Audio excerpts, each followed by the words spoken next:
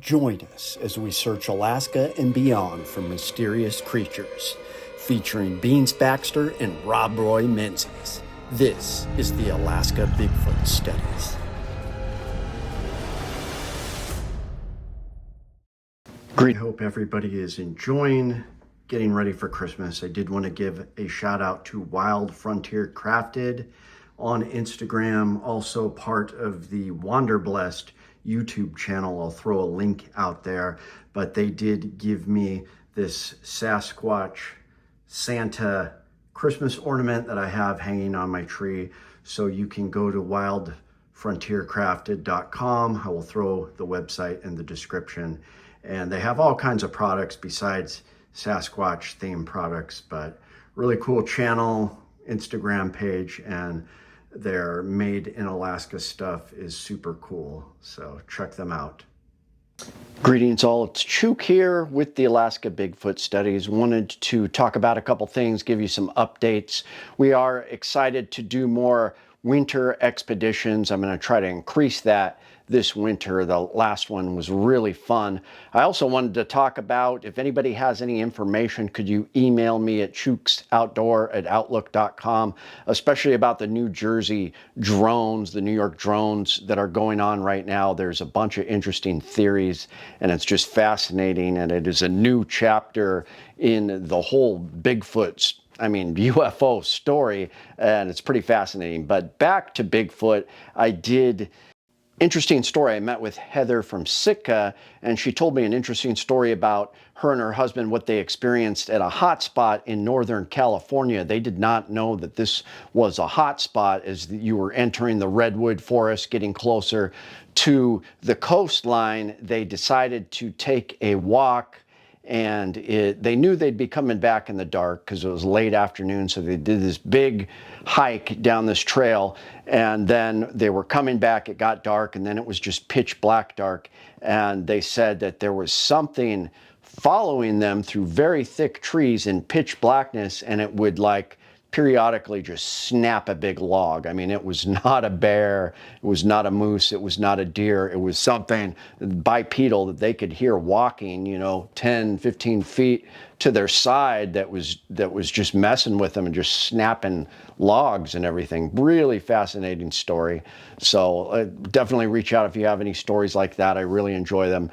But I wanted to talk about the interdimensional connection. Shout out to Jomo and the kids. I know he really enjoys the interdimensional Bigfoot stories, but I'm starting to think that that may be the only theory that makes sense for me, because otherwise, why are we not finding, solid evidence, solid photographs, a captured one, teeth, dead one? There is the possibility, I'm not ruling this out, that they are just so intelligent and they can sense cameras and they evade and they capture their dead and bury them or destroy them somehow, and they're just leaving no trace. They are just so smart, they know to stay away and just erase all trace.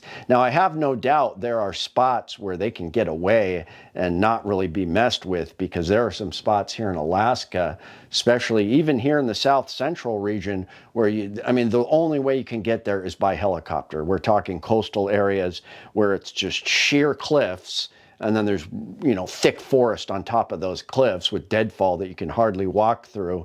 And you can't land a boat there. You can't fly a plane there. If you get lucky, you might land on a sandbar or maybe a lake in the area. But if there's nothing around there, there's hundreds and hundreds of square miles you just cannot access unless you have a helicopter. And even then, it's going to be, there are some spots that helicopters won't even go. I'll just say that it's very thick areas. So they can get away. That is possible. They can be so far away into that thick, undiscovered territory that we're not going to find him. But, you'd think by now we would have, captured one or had a partial body or something. It's just, it's frustrating, and they just elude us. The world's best hide and seek participant ever.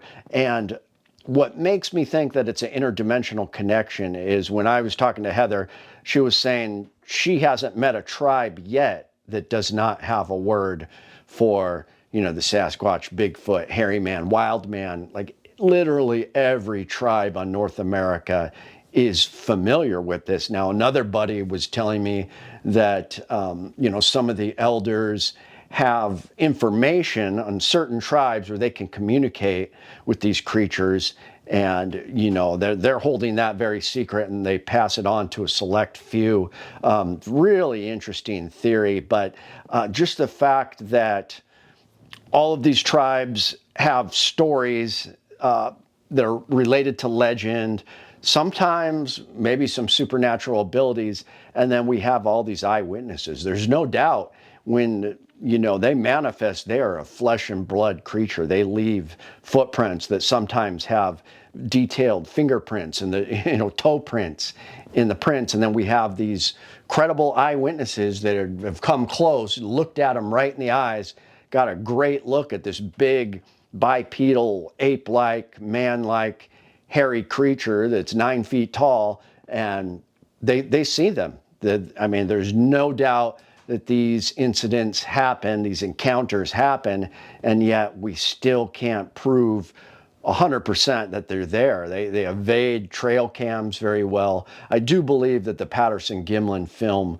was real. I know that can be a little controversial. Some people don't believe that. I think that's one of the top pieces of evidence we have, but otherwise the photographic evidence is, sometimes we get something interesting, but it really eludes us. So that only leaves, in my mind, they have some kind of ability to cloak themselves, and I believe they are going into another dimension. Now, I always talk about Louis L'Amour's book, The Haunted Mesa, and the reason I talk about that, it was the last book he ever wrote. It was like the early 90s, late 80s. He spent his whole life writing these cowboy western books, and then suddenly he writes a book that's totally different. Now, this book has a character, he travels through Santa Fe, New Mexico. I used to live there. I thought that was great. But he is looking at this mystery, and there's these people of this certain tribe that can go into these kiva structures, and then they've got these round portals on the wall. And what he finds out is you can go through these portals, and when you go through it, you are in this crazy rainforest world. You come out, there's massive trees, clouds everywhere, and big 10-foot tall, hairy Sasquatch-like creatures. Now, just a bizarre story for him to write about not only Sasquatches, but Sasquatches living in an alternate dimension.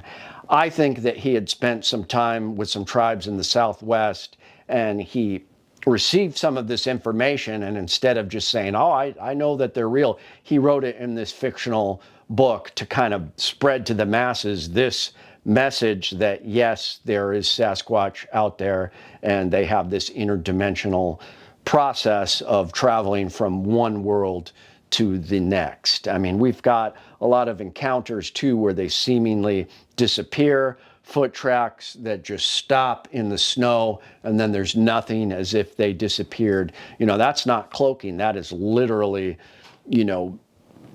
dissolving from this reality.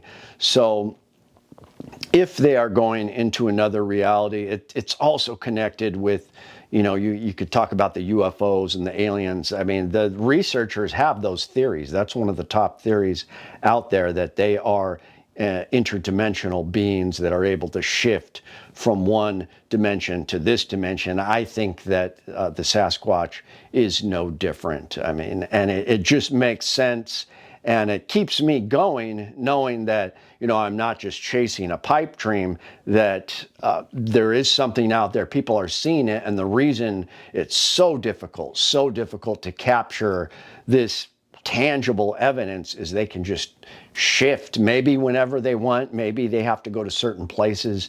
It's hard to say, but I do think something is going on in this interdimensional world. Now, I think that there may be multiple dimensions, multiple universes, and not one Bigfoot in one area. It's not going to be identical to another Bigfoot at the other end of the continent, the other side of the world. Now, this is a universal phenomenon. We've got Bigfoot in China, the Yuan. We've got all over Asia, in Europe. We've got just these creatures are sighted literally everywhere around the globe, which is also very interesting. It's odd that it would be this universal archetype within the consciousness of basically all humans. So I do think, like I said, that some of them are coming from different realities, different areas. They're different species than the other one, say at the top of North America and the bottom of North America, South America even. They're coming from different places. There's different rules involved with those realities, and their abilities may be different. It's just fascinating. So please comment, let me know, email me if you have any interesting information. But I do think, and I know they call it the woo factor, and sometimes it can get a little too far out there and people wear their tinfoil hats, but I'm starting to think, I want to stay positive about this and believe. I'm starting to think that it's the only way that some of this can be possible. And, it does sound crazy and just like a pipe dream, but the fact that we have pretty much every tribe in North America aware of this creature with stories and legends that go hundreds, if not thousands of years back, something is going on. So let me know what you guys think. We're enjoying this series. Hopefully I'll get together with Beans and Rob and some of the other people out there, and we'll get more movies and videos out for you. It's Chuke, your friend in the field.